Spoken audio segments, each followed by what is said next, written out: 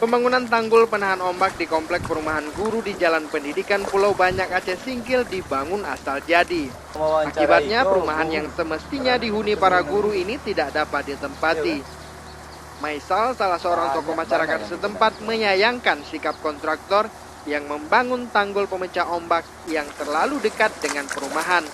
Akibatnya air laut langsung masuk ke perumahan, sehingga belasan rumah untuk para guru ini tidak dapat ditempati.